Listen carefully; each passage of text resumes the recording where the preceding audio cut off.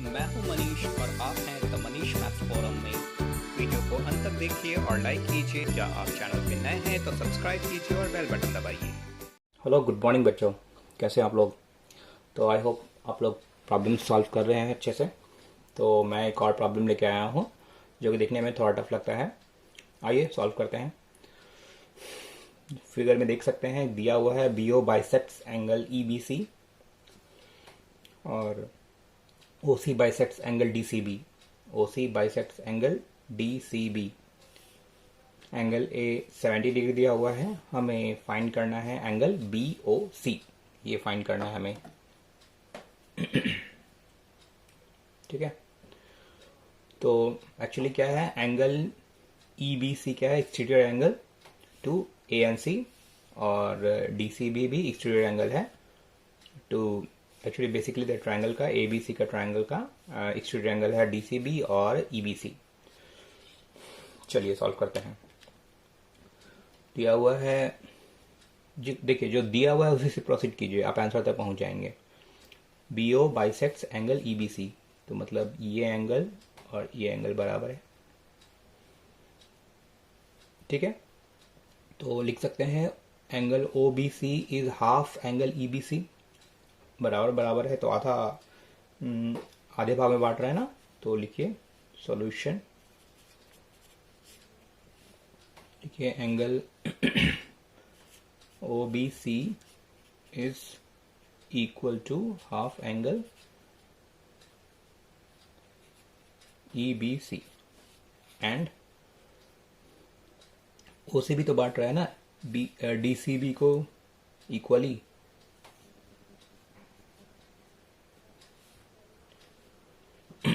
तो क्या लिख सकते हैं, angle OCB is equal to half angle DCB।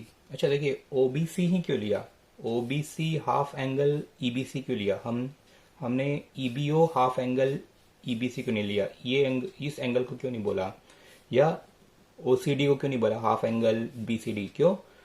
क्योंकि हम इस ट्रायंगल में हिट कर रहे हैं, इस एंगल को हिट कर रहे हैं, इस एंगल को हिट कर रहे हैं। अब ये दोनों एंगल जैसे ही हमें पता चल जाएगा तो जो हमें निकालना है वो पता चल जाएगा, राइट? तो आपको मैंने पिछले प्रॉब्लम में बताया था कि उल्टा सोचना स्टार्ट कीजिए। जैसे इस एंगल के बारे में आपको फाइंड आउट करना है तो आप इस ट्रायंगल के बाकी दूसरे एंगल के बारे में सोचिए कि गिवन रिलेशंस और हमें हमारी रिक्वायरमेंट के अनुसार हम क्या लिख सकते हैं। तो हमारी रिक्वायरमेंट तो है एंगल BOC फाइंड करना, और रिलेशन दिया हुआ है कि BO बाइसेक्ट्स एंगल EBC, तो हम झट से लिख सकते हैं OBC is half angle EBC, right? तो ये दोनों लिख दिया, OBC is half angle EBC and OCB is half angle DCB। चलिए इन दोनों को सम कर लेते हैं।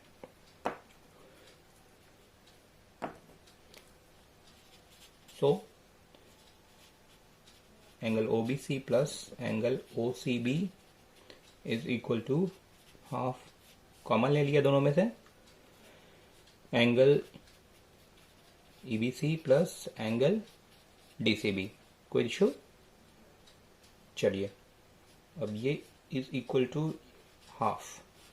अब EBC के बारे में क्या जानते हैं बताइए? EBC एक्सटीरियर एंगल है ट्रायंगल ABC का, तो ABC will be sum of equal to sum of interior opposite angles. आपने पढ़ा था EBC को लिख सकते हैं, देखिए यहां से EBC will be equal to sum of angle A, और कौन सा एंगल बताइए? ये एंगल। देखिए इस एंगल का जो ये एंगल है इसका एक्सटीरियर अपोजिट एंगल्स क्या हो गया, ये एंगल और ये एंगल, है ना? तो लिखिए EBC के बदले हम लिख देते हैं angle A plus angle ACB। ये EBC के बदले लिख दिया। अब DCB के बदले लिखिए, DCB को क्या लिख सकते हैं, angle A plus angle ABC।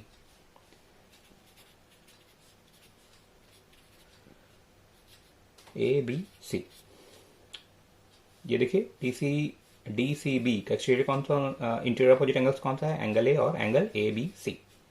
चलिए इसको हाफ लिख लेते हैं, और angle A plus angle A, और एंगल 70 डिग्री भी दिया हुआ है तो क्यों ना लिख दिया जाए इसको, 70 डिग्री प्लस एक और 70 degree, plus angle A C B plus angle A B सी।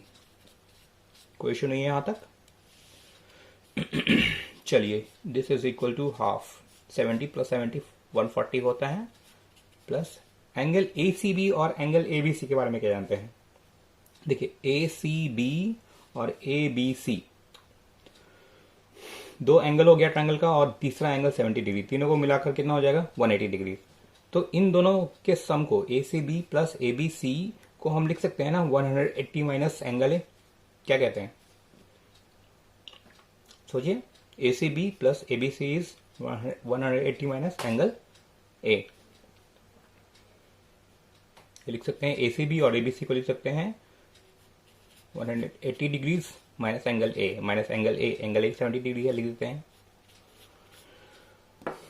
इसका रीजन क्या हुआ, क्योंकि angle A C B plus angle A B C plus angle A is equal to 180 degrees.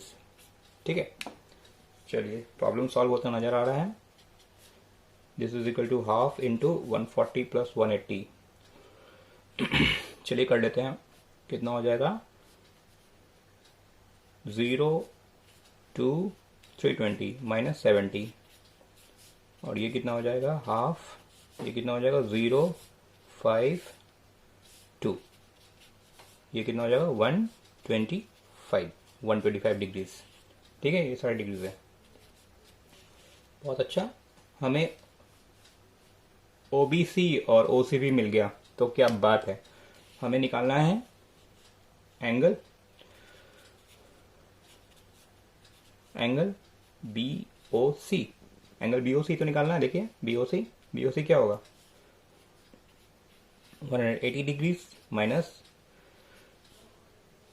इस ट्रायंगल में देखिए 180 degrees minus OBC plus OCB, angle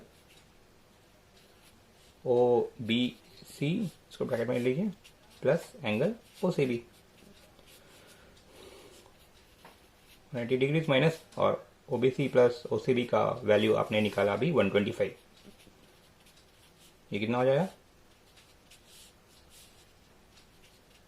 ये हो गया 55 डिग्रीज।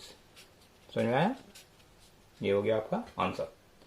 देखिए ये कितना टफ, दिखने में टफ क्वेश्चन है। एंगल बाइसेक्टर और सम ऑफ एंगल्स ऑफ ट्रायंगल्स, ये सबको घुमा कर दिया हुआ था। तो आपको एक सही तरीके से सोचना है, गिवन क्या है और हमारी रिक्वायरमेंट क्या है, इस तरह से सोचिए। आपको कोई भी क्वेश्चन, मतलब आप प्रोसीड तो कीजिए, आपको बन जाएगा। ठीक है, हो सकता है शुरू में आपको कुछ दिक्कतें हो, but practice makes a man perfect and nobody is perfect, so practice makes a man near to perfect. ठीक है, तो आप इसको करिए, सॉल्व कीजिए। एक और प्रॉब्लम देख लेते हैं। देखिए क्वेश्चन लिखा हुआ है, O is the point in the interior of triangle ABC, show that AB plus BC plus AC is less than twice of OA plus OB plus OC। देखिए प्रॉब्लम देखने में बहुत टफ लग रहा है, कंफ्यूजन लग रहा है कि कैसे ये रिलेशन, कैसे आप ये लेस देन कहाँ से आ जाएगा। तो प्रॉब्लम बहुत ही आसान है, चलिए सॉल्व करते हैं। ट्रायंगल बनाइए KBC,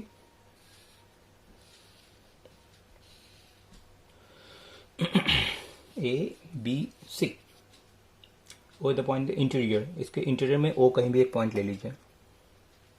चलिए O ले लिया। Show that AB plus BC plus AC is less than twice of OA। OA बोल रहे हैं, मतलब OA को मिलाना पड़ेगा, OA मिला देते हैं, OB मिलाना पड़ेगा OC। चलिए मिला दिया।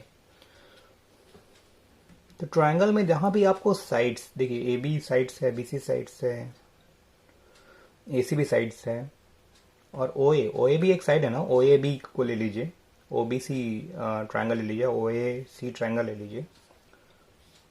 तो ये सब बेसिकली साइड्स ही हैं। तो जहां भी साइड्स का इनइक्वलिटी का रेशियो हो, देखिए इनइक्वलिटी मतलब लेस देन या ग्रेटर देन का रेशियो देखें, तो आपको दिमाग में स्ट्राइक करना चाहिए ट्रायंगल्स इनइक्वलिटी। ट्रायंगल्स इनइक्वलिटी क्या कहता है आपको पता है, देखिए PQR आपने पढ़ा है कि sum of two sides of triangle is always greater than third side, that is PQ plus QR is greater than P Q plus Q R greater than P R. Similarly कोई भी दो side ले लीजिए, उसका सम हमेशा third side से बड़ा होगा। चलिए इसी प्रॉपर्टी को यूज करते हुए इसको बनाएंगे हम लोग। देखिए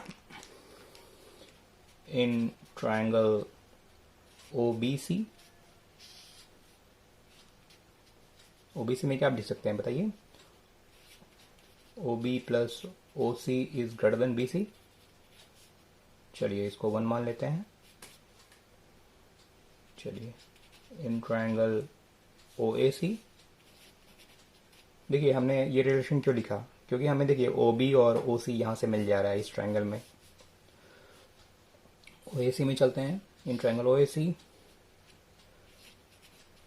ओए plus OC is greater then AC, 2 लिख लिया।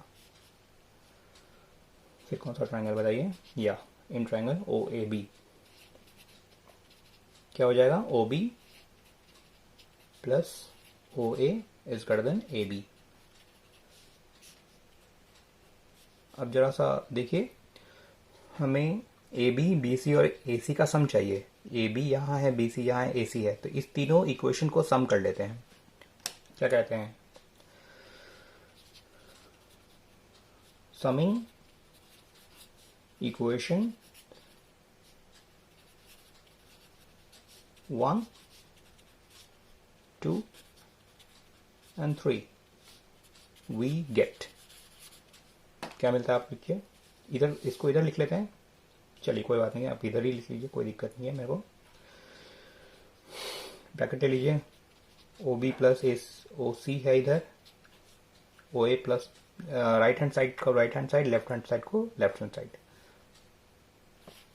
ओ ए प्लस ओ सी है इधर, और ओ बी प्लस ओ ए है इधर, और ये ग्रेटर देन का साइन है। इधर क्या क्या मिल जाता है हमको? A B plus A C plus B C. ठीक है, चलिए दिस इज और यहाँ पे इम्प्लाइज या और लिख सकते हैं। देखिए ओ ए कितने बार आया है? ओ ए 2 बार आया है, 2 बार आया ना। ओ बी भी 2 बार आया है, ओ सी भी 2 बार आया है, तो लिख सकते हैं ना twice of O A plus O B plus O C greater than A B plus A C plus B C. चलिए वो तो क्या, यही तो आपको पूछ रहा है। और इसको इधर कर दीजिए, A B plus A C plus B C. ये देखिए इधर लेस देन का साइन है, less than twice of O A plus O B plus O C. Proved. देखिए बन गया आसानी से। तो मैं आपको यही बताना चाहता हूँ, जहाँ भी आपको साइड्स इन्वॉल्व हो और किसी तरह का इनइक्वलिटी इन्वॉल्व हो, तो आप ट्रायंगल इनइक्वलिटी को यूज़ कीजिए, आसानी से क्वेश्चन बन जाएगा।